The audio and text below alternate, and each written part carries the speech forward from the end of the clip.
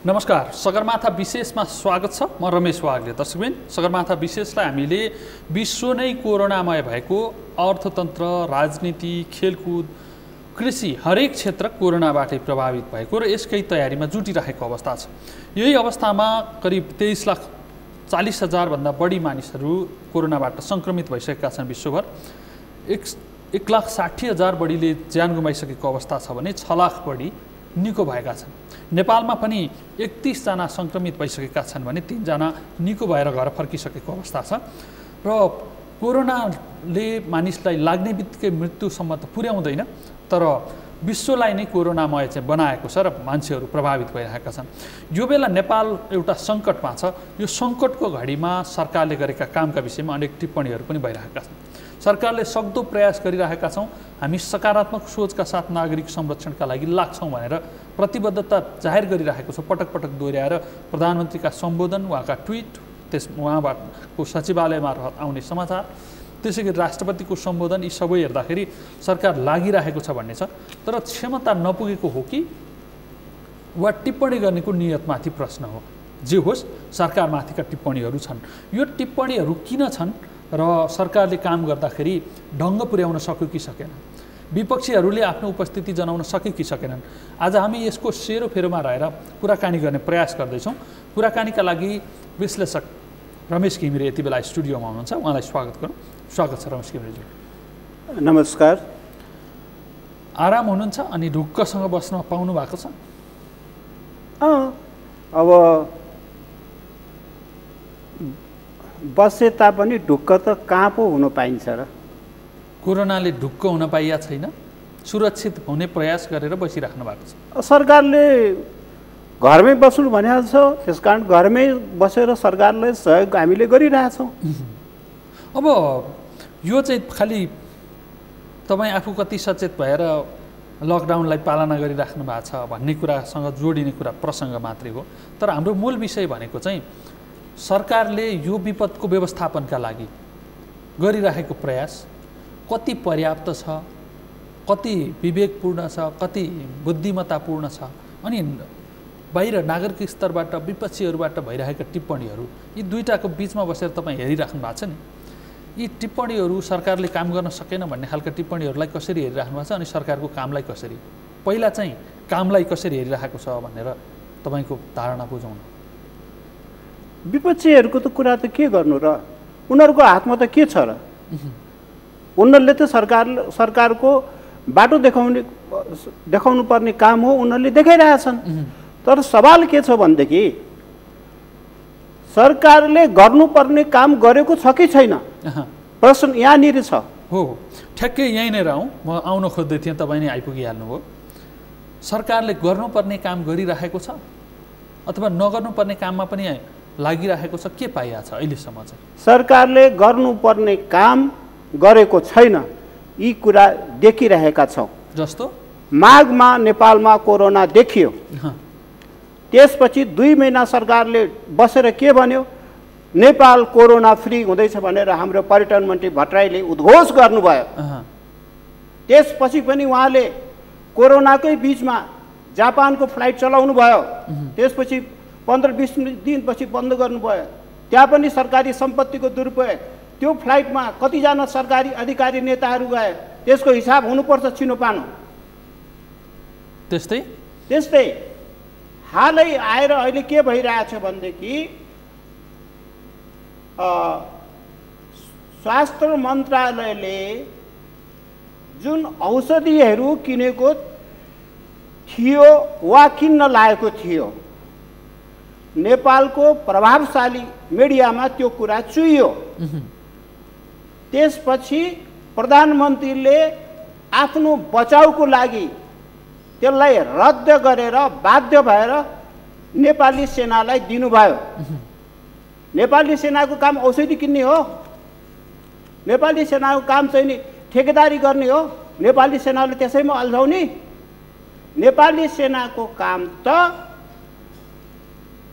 देशको सुरक्षा र जनताको सुरक्षा गर्ने हो। उसको मूल काम भनेको त्यो हो, न त ठेकेदारी हो न औषधि किन्ने काम हो। त्यो सब कामको लागि त सरकार छ, सरकारका विभिन्न निकायहरू छन्, तर पनि दिए तापनि आजसम्म नेपाली सेनाले ल्याएको छैन वा जानी जानी ढिलो गरिरहेछ, किनभने त्यो उसको कामै होइन। यी भनेको सरकारले गर्नुपर्ने कामहरू, आफ्ना के जिम्मेवारी हुन् ती कामहरू पुरा गर्न सकिरहेको छैन। अवश्य पनि छैन। जस्तो कि अर्को कुरा म तपाईँलाई भन्छु, औषधिको मामला, यसको जवाफ त्यो सही थियो भने सरकारले सही थियो भन्नु पर्यो, होइन गलत थियो भने त्यसको व्हाइट पेपर जनतालाई चाहिन्छ, किनभने यो मानवीय त्रासदीमा ठुलो अपराध भएको छ, जनताले त्यसको जवाफ चाहन्छन्। होइन, यहाँ अलिकति सरकारले गर्नुपर्ने काम गरिरहेको छैन भने हामी अलि नकारात्मक हुने प्रयास गऱ्यौँ। सरकारले लकडाउन गरिरहेछ, एसई परीक्षा रोकेर त्यो अघिल्लो दिन मात्रै निर्णय गरेर एसई परीक्षा रोकेको छ, त्यहाँ हुने गम्भीर खतराहरू टार्ने प्रयास गरेको छ। देश 11 गते यता, चैत 11 गते यता लकडाउन छ। तपाईँको कुरा काट्यौँ मैले, लकडाउन मात्रै समस्याको समाधान होइन, पहिलो समाधान त हो। मैले मात्रै भनेको छु, मात्रै समाधान होइन। लकडाउन गरिरहेको बेलामा विश्वसनीय व्यापक कोरोना परीक्षण हुनुपर्दछ। तर सवाल के छ भने हामी कहाँ दलालीमा ल्याएको त्यो टेस्ट किटहरूको बारेमा स्वास्थ्य कर्मीहरूले नै गम्भीर प्रश्न उठाएका छन्। त्यही गम्भीर प्रश्न शेरबहादुर पुनले उठाए भनेर जनतालाई सुसूचित गरे भनेर उनलाई स्वास्थ्य मन्त्रालयले कारबाहीको दायरामा लिएको छ। स्वास्थ्य कर्मीहरूलाई कारबाही गर्ने भनेको मेडिकल काउन्सिलले हो, मन्त्रालयलाई स्वास्थ्य कर्मी माथि कारबाही गर्ने अधिकार छैन। सरकारको काम यता हो कारबाही। अरे भाइ काम गर न, कारबाही होइन, काम गर। उसले आफ्नो यो डाक्टरको व्यावसायिक काममा कुनै अपराध गरेको छ भने अवश्य पनि कारबाहीको घेरामा आउनुपर्छ, तर पनि मेडिकल काउन्सिलको माध्यमबाट होइन भने मन्त्रालयलाई यस्तो स्वास्थ्य कर्मीहरूको मनोबल बढाउने बेलामा अझ उनीहरूलाई हतोत्साहित गर्ने काम गर्ने। बिचरा डाक्टरहरू पिपी नभइकन, पर्सनल प्रोटेक्टिभ उपकरण नभइकन उनीहरूले बिचराहरूले काम गरिरहेछन्। अनि फेरि अझ उनीहरूलाई चाहिँ नि गर्ने भान्सामा चाहिँ नि पिपी चाहियो लाग्यो भनेर अहिलेको स्वास्थ्य कर्मी भनेको यति परिपक्व, यति बलियो सरकारले आफू मातहतका स्वास्थ्य कर्मीहरू कसरी परिचालन गर्नुपर्छ भन्ने ज्ञान पनि भएन तपाईँको बुझाइमा? त्यो त देखिएन, व्यवहारमा देखिएको छैन। देखिएको भए त यो आवाज किन आउँथ्यो? तपाईँको शेरबहादुर पुलमाथि सरकार कारबाही गर्नबाट किन हट्यो भनेदेखि मिडियामा व्यापक रूपमा त्यो आयो। आएपछि सरकार त्यो कदमबाट पछि हटेको भयो हो। यहाँ चाहिँ कता कता तालमेल नमिलेको जस्तो देखिन्छ। सरकारले यस्तो विपदका समयमा पनि नागरिकहरूलाई सेवा नदिउँ, नागरिकको रक्षा नगरौँ भनेर त पक्कै नसोच्ने होला, राम्रै सोचले काम गर्छ होला। तर कर्मचारी र सरकारका बिचमा तालमेल नभएको हो कि त्यस्तो पनि देखिन्छ? होइन, जस्तो कि उदाहरणको लागि पिपिई मेसिन हामीसँगै रहेछ, यहाँ भएका मेसिनहरूको प्रयोग हुन सक्छ भनेर पत्ता लगाउन, परिचालन गर्न पनि धेरै समय लाग्यो। मलाई के लाग्यो भने मैले चाहिँ सरकारले गरेको कामहरूको गहिरो अध्ययन गर्दाखेरि मैले के अनुभव गरेँ भने सरकारको नियतमा खोट छ। सरकारको काम गर्दै जाँदाखेरिको कमजोरी होइन, नियतमै प्रश्न छ यहाँ देखियो। जस्तो सबभन्दा ठुलो कुरा त जुन छताछुल्ल भएको तपाईँ हामी सबैले अनुभव गरेको कुरा,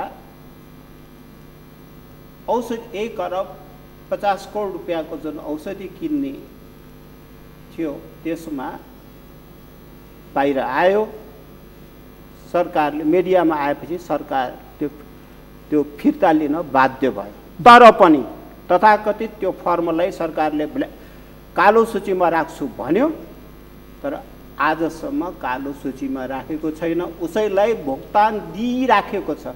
भनेपछि सरकारको नियतमा खोट छैन भनेर हामीले कसरी भन्ने रमेशजी? मलाई यसको जवाब दिनुहोस् न। म तपाईँसँग तपाईँले आर्टिकल पनि लेखिराख्नु भएको थियो नि, मानवीय विपत्तिमै भ्रष्टाचार भनेर।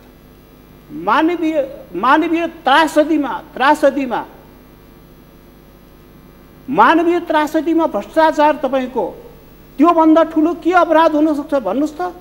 फेरि एउटा गजबको कुरा के छ भने तपाईँको जति पनि भ्रष्टाचार हुन्छ नि, ठुल्ठुलो भ्रष्टाचार, त्यो बालुवाटारमै गएर ठोकिन्छ किन भनेको। अनिखेरि प्रधानमन्त्री त्यसको बचाउमा राख्नुहुन्छ, मेरो सल्लाहकारमा आक्रमण भयो भनेदेखि फेरि त्यही फर्मको बचाउमा लाग्नुहुन्छ किन भनेको। अहिलेसम्म चाहिँ धेरै मानिसहरूले प्रश्न उठाउँदाखेरि प्रधानमन्त्रीको नियतमाथि भन्दा पनि उहाँको टिम भएन, उहाँका मन्त्रीहरू भएनन् जस्ता खालका प्रश्न उठाउँछन्।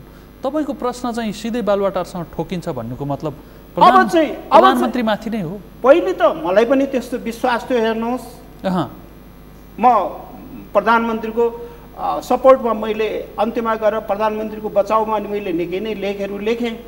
तर कता हो कता अहिले पछिल्ला दिनहरूमा मेरो प्रधानमन्त्रीप्रति विश्वास टुटेको जस्तो पाएको छु। त्यसको कारण चाहिँ तपाईँको निकटबाट गरेको अध्ययन नै हो अथवा अरू कारण छ? होइन, मैले गरेको अध्ययन नै हो। किनभने एउटै कारण, किन भ्रष्टाचारमा बालुवाटारका मान्छेहरूको जोडिन्छन्, उनीहरूको नाउँ किन मिडियामा आउँछ? प्रश्न यो हो नि त। यो परिस्थिति कस्तो छ भने सरकारलाई विपक्षी विज्ञ विश्लेषकले मात्रै होइन, आम नागरिकले पनि सहयोग गर्नुपर्ने परिस्थिति छ। हामीले त गरिरहेछौँ, हामीले योभन्दा बढी सहयोग के गर्ने? सरकारले भनेको हरेक कुरा मानिरहेछौँ। म कम्प्लिट गर्छु। हजुर, सरकारलाई त्यसरी सहयोग गर्नुपर्ने र एउटा साँच्चै बलियो व्यवस्थापकीय क्षमता कुशलता भएको र आम नागरिकलाई, प्रत्येक नागरिकलाई परेका समस्याको समाधान गर्न सक्ने सरकार अहिलेको आवश्यकता हो। तपाईँ चाहिँ यो सरकारको नियत नै ठिक छैन भन्नुहुन्छ? अवश्य पनि नियत ठिक भएको भएदेखि यो मानवीय त्रासदीमा स्वास्थ्य क्षेत्रका कहलिएका जुन विज्ञहरू छन् नि, तिनीहरू छन् नेपालमा, उनीहरूलाई बोलाएर प्लान अफ एक्सन तयार गर्नुपर्छ। आज म तपाईँलाई भन्छु, कुनै बेला गोविन्द केसीले नेपालको सरकारी स्वास्थ्य सेवा बलियो हुनुपर्छ भनेर आन्दोलन गर्दाखेरि यही सरकारले उहाँमाथि कति आक्षेप र कति कारबाही गरेको थियो। आज हेर्नुहोस्, हाम्रो सरकारी स्वास्थ्य क्षेत्र कति कमजोर रहेछ। त्यो छताछुल्लो भयो कि भएन? निजी मेडिकल क्षेत्रलाई पोस्ने यो सरकारले अहिले हामीले देखिरहेछौँ, निजी मेडिकल क्षेत्रले यो मानवीय त्रासदीमा के सहयोग गरेका छन्। गर्ने भनेको त के भनेदेखि सरकारी अस्पताल र त्यहाँका डाक्टर र त्यहाँका समग्र स्वास्थ्य कर्मीहरू नै रहेछन्।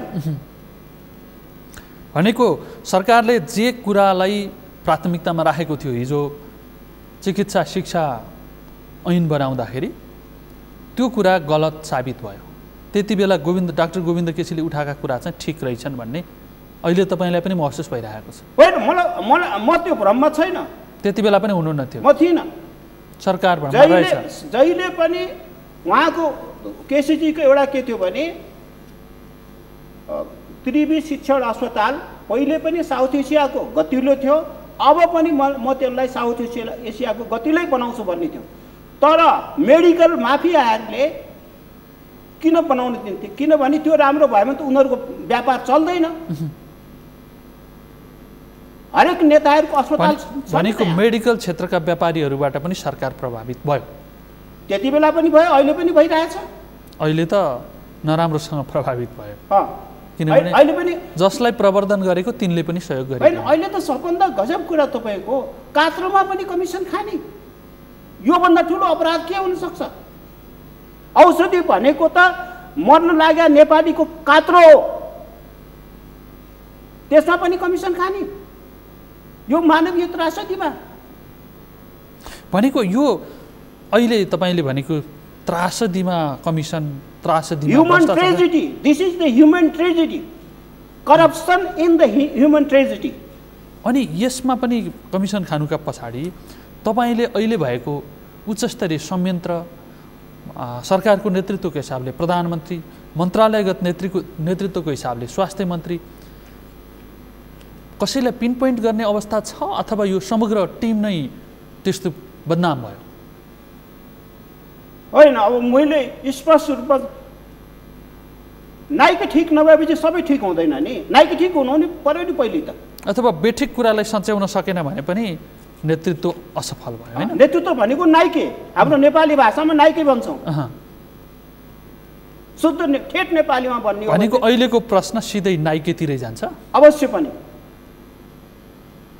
देशलाई हाँक्ने नाइके ठिक छ भने सबै ठिक हुन्छ, नाइके ठिक छैन भने तल सबै खराब हुन्छ। अहिले भएको त्यही नै हो। यो मानवीय त्रासदीमा नेपाली जनताहरू हेर्नुहोस् त, काठमाडौँदेखि गुलरिया बर्दिया हिँडेर गएका छन्, सोलुखुम्बुदेखि कैलालीसम्म, सोलुखुम्बुदेखि कैलालीसम्म उनीहरूको खुट्टा हेर्नुहोस्। यो सरकार कसको हो तपाईँको? होइन, प्रधानमन्त्रीले त भनिराख्नु भएको छ लकडाउन भनेको लकडाउन हो, घर जाने होइन, यात्रा गर्ने होइन। त्यसकारण जहाँ भेट्नुहुन्छ समातेर उहाँहरूलाई त्यहीँ राख्नुहोस्। अरे बाबा, यही काठमाडौँमा हेर्नुहोस्, काठमाडौँमा स्ट्रेन्डेड भएर रहेका विभिन्न सरकारका, विभिन्न देशका सरकारहरूले आफ्ना नागरिकहरूलाई त यहाँबाट उद्धार गरेर लगे नि त, घर लगिसके। त्यो उनीहरूको दायित्व हो नि। त्यो सरकार आफ्नो नागरिक संसार जहाँ भए तापनि उसको उद्धार गर्नु त्यो सरकारको दायित्व हो। हाम्रो सरकार त्यो दायित्वमा कति इमान्दार छ? त्यो इमान्दारी त देखिएन। अब देखिएको भए त प्रश्न किन आउँथ्यो यहाँ? भनेको अहिले सर्वोच्च अदालतले आदेश गरे जस्तै विश्वको जुनसुकै देशमा भएका नेपालीहरू भए पनि उद्धार गरेर स्वदेश ल्याउने, हेर्नुहोस्, त्यो आवश्यक हो अहिले तपाईँको बुझाइमा चाहिँ? अन्ततोगत हामीले त्यो नगरिकन हुँदैन। किनभनेदेखि चाहे तपाईँ अमेरिका भन्नुहोस्, चाहे अस्ट्रेलिया भन्नुहोस्, चाहे तपाईँको खाडी मुलुकका देशहरू भन्नुहोस्, चाहे मलेसिया, सबैले लगभग के भनिसक्यो भने तिमीहरूको नागरिकहरूलाई लिएर जाओ, हामी धेरै पाल्न सक्दैनौँ। अनिखेरि सरकार भनेको के को लागि? सरकार भनेको त यस्तै आपद विपदमा चाहिने हो नि त सरकार भनेको। आपद तपाईँ चाहिँ भन्दै हुनुहुन्छ कि धेरैवटा देशमा छरिएर बसेका नेपालीहरूलाई नल्याई सुखै छैन, ल्याउनै पर्छ, अर्को विकल्प छैन अन्ततगत, होइन? तर अहिले वर्तमानलाई हेरौँ न, सीमा पारी कतिपय खोला तरेर हाम फालेर आएका छन्, त्यहीँ थुनिएर बसेको अवस्था छ। उनीहरूलाई वारीपट्टि ल्याएर क्वारेन्टाइन गर्न पनि सकेको छैनौँ। हाम्रो क्यापासिटी त यो हो नि त। म तपाईँलाई के हुन्छ भनेदेखि त्यो स्वास्थ्यको दृष्टिकोणले हाम्रा नागरिकहरू नेपाल भारत सीमाको जुन पारी छन् उनीहरूले निश्चित दिनको क्वारेन्टाइन पुरा गरेका छन् भनेदेखि उनीहरूलाई पनि नेपाल ल्याउनुपर्छ। यताबाट पनि भारतीय नागरिकहरू निश्चित क्वारेन्टाइन गरेका छन् भनेदेखि पठाउनुपर्छ, उनीहरूलाई पनि पठाउनु। त्यो एउटा, म त मेडिकल एक्सपर्ट त होइन, तर पनि यो व्यवस्था गर्न सकिन्छ।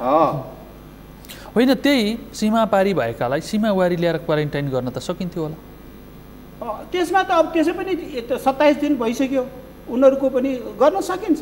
किन त्यो गर्नुपर्छ? अब त्यो मेडिकल एक्सपर्ट अब रह्यो। अलिकति तपाईँले अघि प्रसङ्ग त निकालिराख्नु भएको थियो।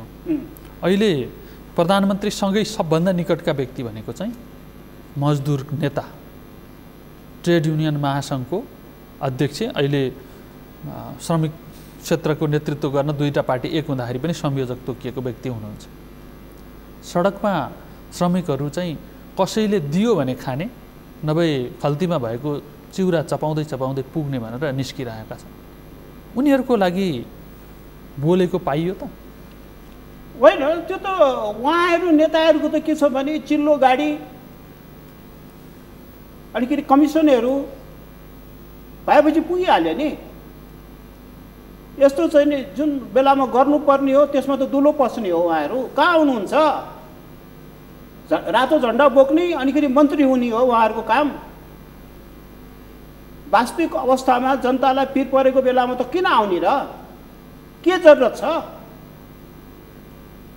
भनेको श्रमिक सङ्गठनका नेता अब 1 मई आउँदैछ। श्रमिक सङ्गठनका नेताहरू श्रमिककै नेता चाहिँ होइन?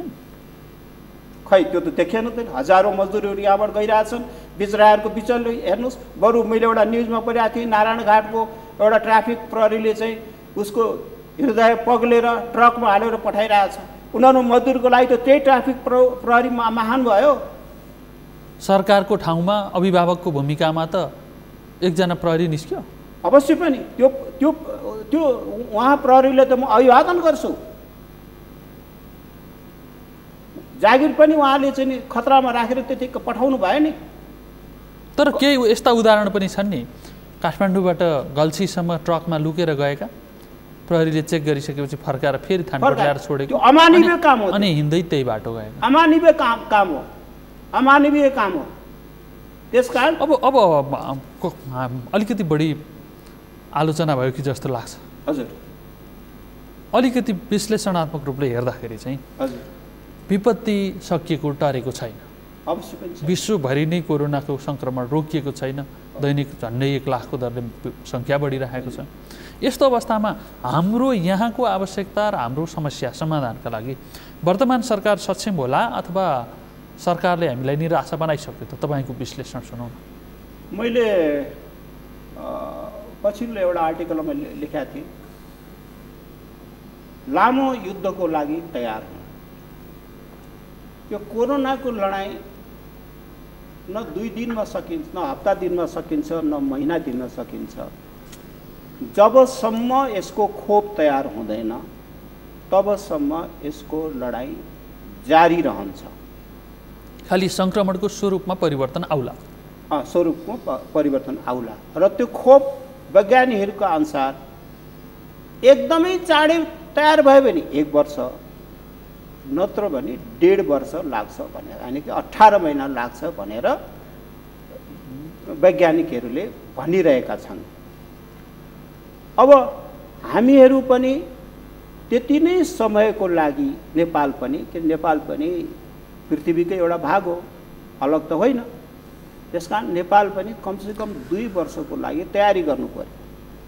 लकडाउन कतिसम्म भन्नुहोस्, म नै भन्नुहोस् न, मैले चामल किन्न पाइरहेको छैन आजकै दिनमै। भोलिका दिनमा तपाईँ हामी भने त अलिकति भात खानु पाउने वर्ग हो नि।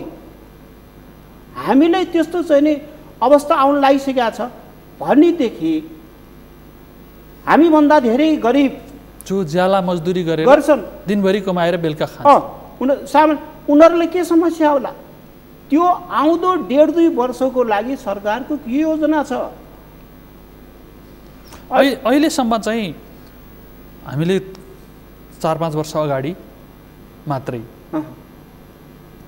भूकम्पको महाविपत्ति भोगेका थियौँ। त्यति बेला विपत्ति गयो, विपत्तिका बेला त सबै विपदमै परिहाले। मान्छेमा एक किसिमको आतङ्कित मनोविज्ञान भयो।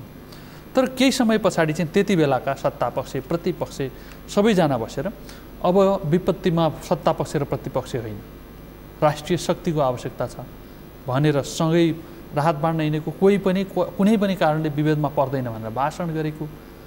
पछिल्ला समयहरूमा राजनीतिकरण कसरी भयो हामी सबै जानकार छौँ। तर केही समय नागरिकहरूमा सरकार छ है, देशमा हुन्छ है भन्ने आशा जगाएको जस्तो देखिन्छ। तपाईँकै उसमा आउँदैछु। बडो दुःख लाग्दो कुरा के छ भने यो महाविपत्तिमा सरकारले के गर्दैछ भनेदेखि यो लडाइँ मेरो मात्रै हो भन्दाखेरि त हामी सबैको जनताले साथ नदिकन भनेर भन्ने, तर पक्ष विपक्ष सबैलाई समेटेर खै गएको। प्रचण्डले सर्वदलीय संयन्त्र बनाउँदा भन्दाखेरि हुङ्कार भयो, दम्भका यसको आवश्यकता छैन भन्ने भयो। यस्तै बेलामा त सर्वदलीय सर्वनेपालीय भन्छु म त संयन्त्र, सर्वदलीय पनि सर्वनेपालीय, सबै नेपाली अटाउने संयन्त्र बनाउनु पर्यो, अथवा अपनत्व महसुस गर्ने खालको बनाएर यो ठुलो त्यसरी गर्यो भनेदेखि चाहिँ नि यो ठुलो लडाइँमा विजय प्राप्त गर्न सकिन्छ। हेर्नुहोस्, नत्र भने के छ भने मैले मात्रै सक्छु भनेर हुङ्कार हुने हो भने यसको अन्त्य छैन। अब यो तपाईँले भनेको जस्तो सरकारले आफ्नो मात्रै लडाइँको रूपमा लियो, अहिले सबैलाई समेट्न सकेन भन्ने टिप्पणी छ नि, यसका पछाडि चाहिँ केले काम गरिरहेको छ? यो भन्छु म त हुङ्कार भन्छु। यो सरकारको दम्ब, क्या दम्ब त 2/3 दम्ब छ नि, 2/3 त छैन अहिले नजिकको भन्नु त त्यही 2/3 भनिन्छ। अर्को समातेर ल्याउला नि त 2/3 गराउन, कुनै समातेर भनेको सरकारमा भएका राजनीतिक नेतृत्वमा अहिले पनि दम्बले काम गरिरहेको छ। दम्ब देखियो, मतलब के छ भने तपाईँको नमनशीलता, क्या नमनशीलता, विनयशीलता, जनताप्रति झुक्ने। यहाँ त के छ भने जनता भनेको शासन गर्ने अङ्ग, उनीहरू चाहिँ शासक, क्या शासक र शासित। शासक र शासितकै भूमिका त्यो पहिलेदेखि चलिआएको, चाहे जुनसुकै सरकार भन्नुहोस्।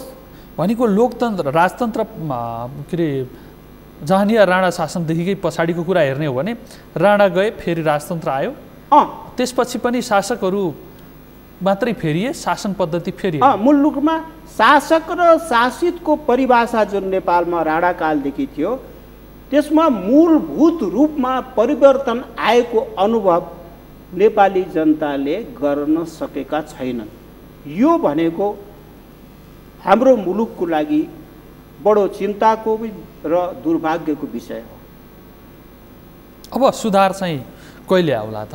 कि हामी यसै गरी भ्रष्टाचार, कुशासन अनि एउटा शासक र शासितहरूको वर्गीय विभेद यसैमा हाम्रो चाहिँ अनन्तकालसम्म जान्छ त?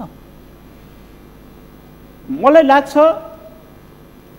अहिलेको युवावर्ग धेरै सचेत छ, धेरै समयसम्म त्यो नजाला। किन धेरै कुरा अहिले छताछुल्लो भइरहेछ, त्यो उसको सीमा हुन्छ। एउटा जस्तो कि ट्रम्पले अहिले भनिरहेछ अब अहिले चाहिँ हामी चाहिँ कोरोनाको एकदम माथिल्लो हाइटमा पुग्दैछौँ है, अब त झर्न थाल्छ भने जस्तो। यो पनि हाम्रो अब नेपालमा पनि एउटा माथिल्लो हाइटमा पुग्न लागिरहेछ। भनेको भ्रष्टाचार र अनियमितताले पिक पोइन्ट भेट्न लाग्यो। भेट्न लाग्यो, अनि त्यो पिक पोइन्ट भेट्न लागेपछि त्यहाँबाट तल खस्छ। त्यो तल खस्नु भनेको युवा त्यसरी खस्दाखेरि चाहिँ अहिलेको शासन पद्धति लड्छ कि नेतृत्व वर्ग लड्छ कि को लड्ला? त्यो टपमा पुगेपछि लड्ने बेला आउँछ नि। लड्ने बेलामा अब उनीहरूमा भर पर्ने कुरा हो। यो त आफू मात्रै लडेर पद्धति बचाउने कि पद्धति नै सिद्ध्याउने भन्ने चाहिँ नेतृत्वकै हातमा छ, उनीहरूको हातमा छ। तर अहिले त्यो पिक पोइन्टमा पुगेको छ। हाम्रो जनताको सरकार भनेर कति भन्ने जुन छ नि, जनताको सरकार त देखिएन, होइन रहेछ। अब यो बेला यो विपत्तिमा सरकारसँग राख्ने अपेक्षा पनि होलान्, नागरिक दायित्व पनि होलान्। नागरिकले चाहिँ के गर्नु आवश्यक छ? नागरिकले त समस्या उसले बिचराले के गर्ने? नागरिकलाई तपाईँ के गर्ने भन्नुहुन्छ बा? नागरिकले कसरी हुन्छ आफू सुरक्षित हुने बाहेक? नागरिकले त सरकारले अराए पराएको काम गर्छ। सरकार भनेको त तपाईँ के छ भने तपाईँको लाखौँ सुरक्षा फौज छ, लाखौँ कर्मचारीहरू छन्, त्यो भनेको जनताको सेवा गर्नु होइन। तपाईँ नागरिकबाट के अपेक्षा गर्नु? नागरिक सरकारले भनेको काम गरेको छ, लकडाउन पालना गरेको छ, यही ठिक छ। बुझेर उसलाई त मैले भरे भात खान पाउँछै पाउँदैन भने चिन्ता छ। त्यो चिन्ता दूर गरिदियो सरकारले भने नागरिक दायित्व पुरा भइरहेकै छ। त्यो कमसेकम त्यो गरिदिनु पर्यो। अनि अरूहरू पनि कुरा अब त तपाईँको के छ भने अब हामी अन्त्यमा छौँ, नागरिकको कुरा पनि गरियो। सरकारलाई तपाईँको सुझाव चाहिँ के त?